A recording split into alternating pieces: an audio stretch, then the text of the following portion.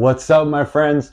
Welcome to the Live Wide Open podcast. I'm your host, Randy B. Ramirez, also known as Wide Open Randy, and I'm here to serve anyone who's looking to level up from their current situation. This show is dedicated to helping raise the bar for all the motorsport enthusiasts out there, those who want more out of life, those who want to do more, those who want to be more, those who love the thrill, the joy, and the connection of what these high performance engines bring into our lives. Because holding it wide open is just what we do. Being a good freaking person is who we are, and living our lives to the fullest is the lifestyle that we choose. Man, today we're going to be talking about grown ass men riding little ass bikes. I like the sound of that. Let me repeat that shit again because I'm here laughing. Grown ass men riding little ass bikes. That sounds so cool, man. Yo, and I'm laughing because that phrase sounds so funny, but the total truth is that they're just so much fucking fun. It really is. Like, they're a true blast to ride, especially when you're all riding with like a big group of friends. Man, it's truly enjoyable. So when I say grown ass men riding little ass bikes, it's fucking fun as fuck. And I actually like that phrase. It's pretty cool. I should have titled the episode of that, but I titled it Grown Men and Mini Bikes. A little toned down, but you know what? Who knows? Maybe I might change my mind by the end of this recording here.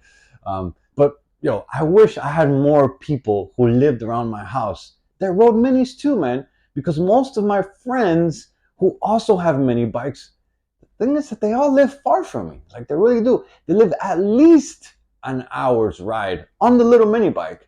And yeah, I could load it up on my truck and I could head towards their way. But unless we're riding at like some lot where we're like, all of us are just practicing at that specific spot and we're not going anywhere else, like, I really don't do it because I don't like leaving my truck parked in places while we head out to ride and hit up the streets. Because unfortunately, people be gripping when you're slipping, man. And there's no way I'm gonna slip up with my truck. That's my baby. And like, if I had some stock shit, that would definitely be different and I would be doing it a lot more often. But unfortunately, and fortunately for me, like, my truck is far from fucking stock. It really is. So what I do is I just ride around my area most of the time, around my house, around where I live, around my neighborhood, and I just get some practice in around the hood, because that's what I do, because I just don't have no lot of friends to ride around here, man. So I gotta ride by myself. And I usually do it on Mondays, because Mini Monday, man. It's like the common phrase around motorcyclists. Typically, Mini Mondays are about riding minis at night. We all get together, grown-ass men riding little-ass bikes. Like, it's been fun. And we actually been doing some group rides on Monday nights that are super fun, bro. Like, they really are.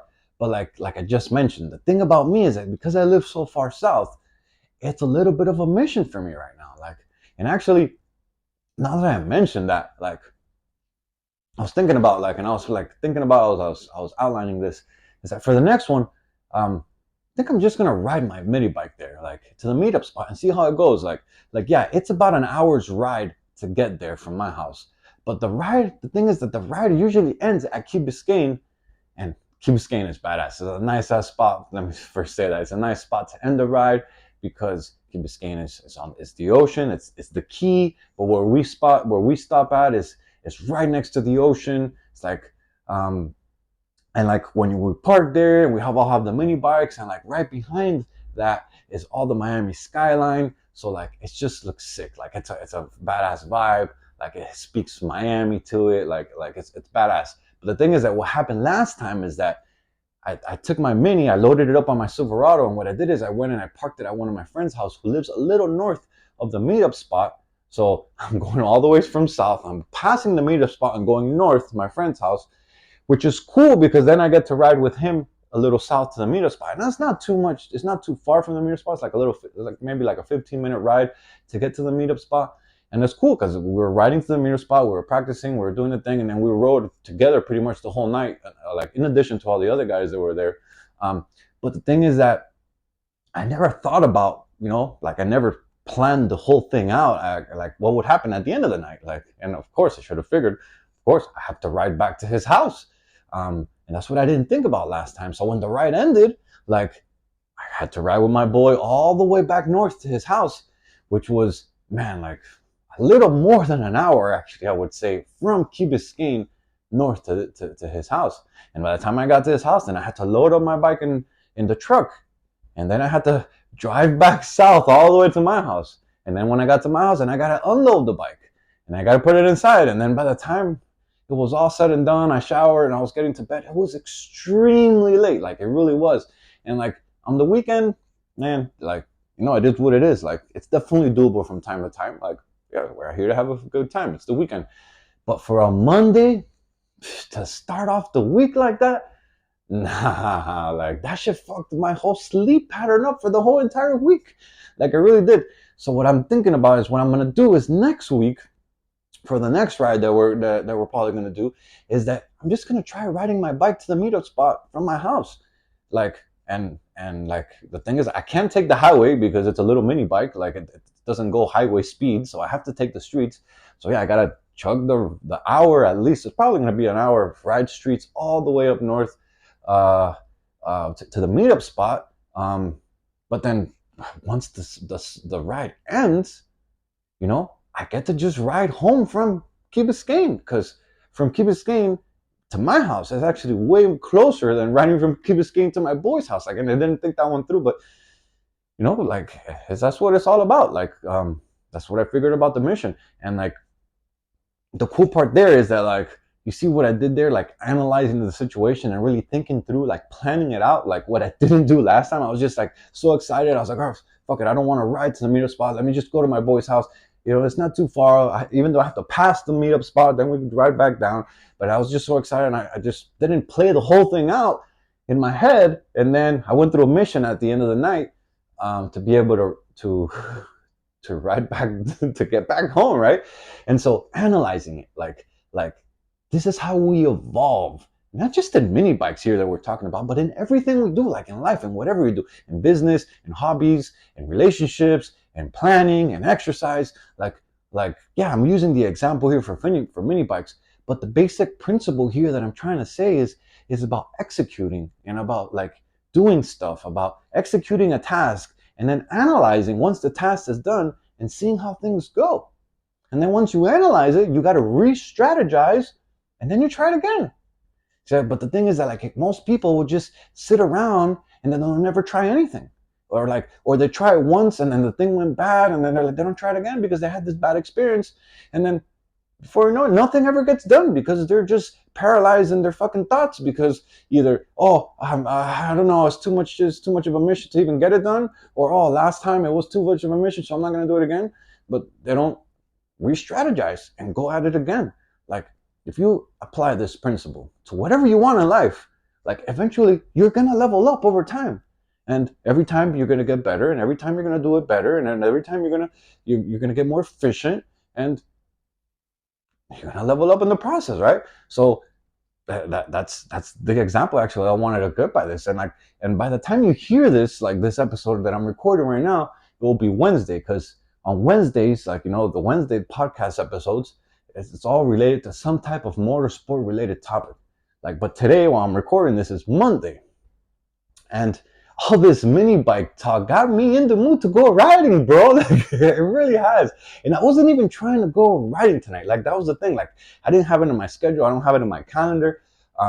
Because I've actually had a pretty fucking packed day today. I've been nonstop go. It's Monday. I wanted to set the pace for the week. And I just got out of like recovering from last week. I had all my back was hurt, and so the plan for tonight was get everything done through the day, and then I was recording this episode towards the nighttime, and then time later have dinner, and then what I was going to do is I was going to go for our night walk, which to do some exercise, because we need to do 2 days, because we're on the Live Hard Phase 3 program, or I think today was like day 10 or day 11, something like that, and we're going to fucking finish that bitch strong. But what I'm thinking now is, talking about all this mini talk, is like, I think what I'm going to do is I'm going to switch that hour-long walk, and I'm going to switch it for an hour-long session of some nice mini work. I think that sounds a lot better. Jill might not be happy because she has to walk by herself, but it is what it is. And you know what? Actually, I might tell her to come with me because she has a mini bike too. She barely rides it. Maybe she'd be down to ride. I think that would probably be cool. We could do some exercise together on the mini bikes, bonding, spending some relationship time, having some fun, riding some little bikes. Let's see. I'm gonna propose that to her, but I don't know if she will down for it. She'll probably just want to go walk. But let's see. Who knows? Maybe it'll turn out good. I'll keep you guys posted on that one. But keeping the skills is a must. Like you gotta like keep the skills fresh. Like especially when you transition from bike to bike. Like that's a big actually transition for me. Like I usually been riding the 1000 a lot, the Suzuki GSXR 1000R, which is my favorite bike of all time, by the way. Up to that I've had. Maybe it might change in the future, but as of right now, that is my favorite bike of all time. And going from a 1000cc to a 125cc, it's an extremely dramatic change. Like on the Suzuki, like on that Gixxer, man, you gotta be like very smooth with the throttle, very little throttle. It's very little brakes. Like you gotta be very smooth with it. Versus on the Grom, it's like all the fucking throttle. You gotta pull up to fucking get the wheelie up. You gotta smash the brakes. You gotta literally manhandle this thing because it's such a little bike. And so I haven't really been riding because like to be honest, I was hurt all last week, and then before that we were traveling. We went to Boston for Janelle's birthday, and then from there we went up to St. Augustine to visit her brother that him and his girl just had a baby. So we've been traveling the last couple of weeks, and then since I hurt my back, I hadn't been doing nothing, and so I haven't rode in a little bit. But now that I'm feeling a lot better now, like I think that's what I'm gonna do tonight. I really am. And bro, since we're talking about keeping the skills fresh, like these mini bikes, like I wanted to make sure I made a note here on my outline because I wanted to share this because this is a cheat code, like that a lot of you can take on, and I actually want to share it because I want you guys to get better because it is a cheat code for riding. Like these little mini bikes are a fucking cheat code for learning new things. And actually what they do is that they reduce the risk of getting hurt. Like they really do, because it's a smaller bike, you're going a lot slower, and versus riding a big bike. Like back when I started stunt riding and I really got serious was like around 2005 was when I really wanted to level up and learn new tricks, and like just aside from just doing little like wheelies and stuff, I want to learn circle wheelies, and I want to like learn to scrape, and I want to I wanted to take the game up to the next level, right? These Groms didn't exist back then. Like these Groms are like a new thing within the last couple years. Back then they didn't exist. So back then, if you wanted to learn a new trick, if you wanted to learn something, whatever it was, like you had to do that shit on a big bike.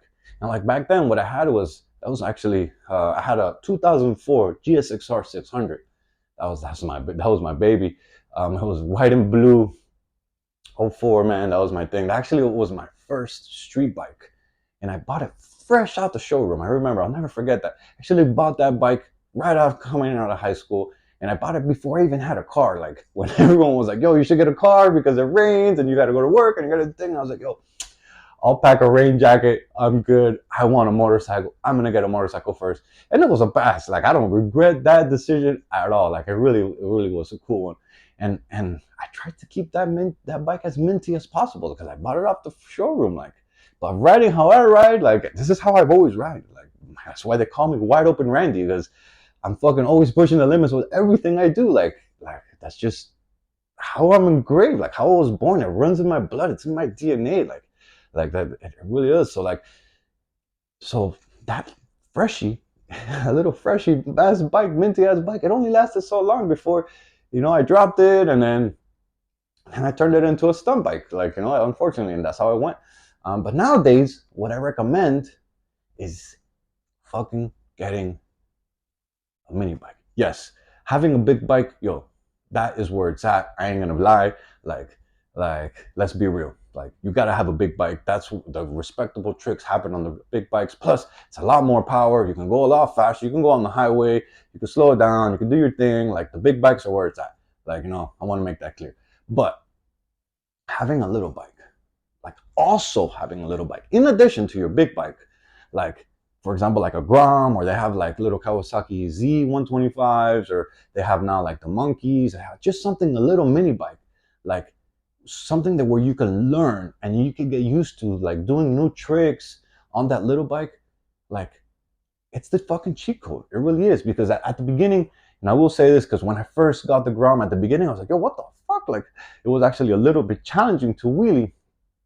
Like, right, like I wheelied in, I was like, yo, what the fuck? And because it has so little power, like when you compare it to the bigger CCs, the Groms don't have like no power. Like, so when you're gonna go wheelie, you actually have to like pull up like hard. Like, and to do second or to do even third gear, you have to pull up and you have to put your weight on the back and you have to transition it hard and use your whole weight to be able to get it up. And like that's something that I've learned over time. But at the beginning, when you're riding, you think you're just gonna clutch it up and give it some gas, even all the way limiter, and you pop the clutch, and it's gonna be. It takes maybe on first gear going slow, but after you get some speed, those bikes they're not worked like that because it's a 125cc, and when you compare that to a 600cc or 600 plus, 600, 636, 750, 1000, whatever it is you ride, it's a big difference. It really is. So you really have to learn like the clutch, the pulling, and the balancing of the back to really be able to keep that front wheel off the ground. So it really makes you become a good rider. Like, that's why I believe that when you ride a lot of little bikes, it's a cheat code because you can transition everything that you learn onto the bigger bikes, and it's all the basic principle. Like, and it's all learning muscle memory and all that. And then when you learn on the little bikes, you can transition onto the bigger bikes, and you can learn it really, really, really fast, right? And once you get the hang of it, you can jump from bike to bike, and you can be an any bike gang killer. I'm always talking about that. I always encourage everyone to be an any bike gang killer because, like, who wants to be that guy that only can do tricks on your bike? Like, man, you want to be able to, if you're out on vacation or you're on wherever, someone lends you their bike, be confident enough to fucking be an any bike gang killer. Wheelie, do whatever you got to do even on a stock bike. Like, that's what you got to do. So, so these Groms are really cool. Like, so, and it becomes much easier to do things and transition them because it has little power. So what it really challenges you and makes you to do is to become a really good rider and really get good throttle control and balance control. Because if it goes down a little bit past balance point, it has very little power, so it's gonna slam. So you have to become very good at the balancing and actually keeping it past the balance point with the brake and throttle control. So you become a very good rider, actually. It really is. And in worst case scenario, if you actually do end up going down, like, the bike is not that expensive to fix. Like, these bikes alone are like less than $5,000. Like, it's like you could get a used one for like $3,000, and if it goes down, it really usually doesn't get that messed up. So it's a win-win situation. Plus, you're going slower, so you don't get that much hurt. It's a win-win in my opinion, right? So like, these bikes are so much fucking fun, man. Especially when you're riding with like a group of your friends, all riding minis.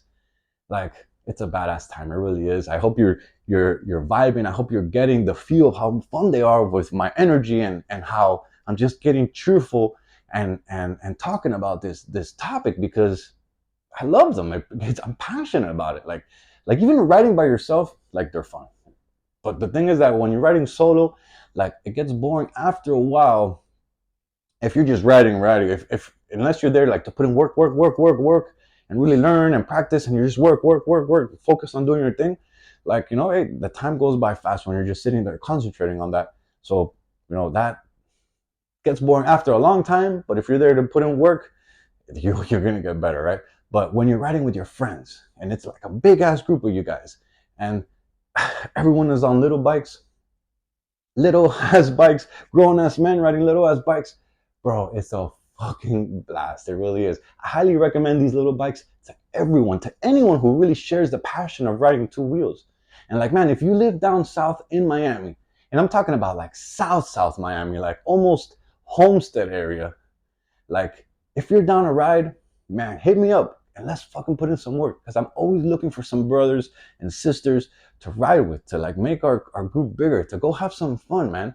Like, that's what I'm always looking about, that, man. And now that I come to think of it, like, I'm looking at how much time the clock and talking about all this mini riding, I think it's about time I start getting ready, because, man, I gotta go. I'm gonna learn some new tricks tonight, and I'm gonna nail them down tonight, and I'm gonna fucking level it up.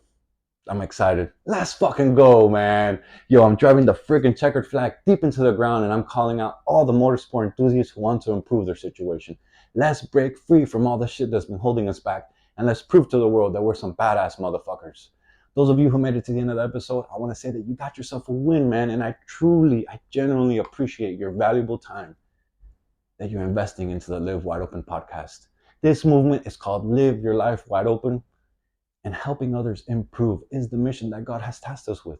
We are driven individuals. We are working on breaking the fucking stereotype, and we're working on becoming the best that we can be.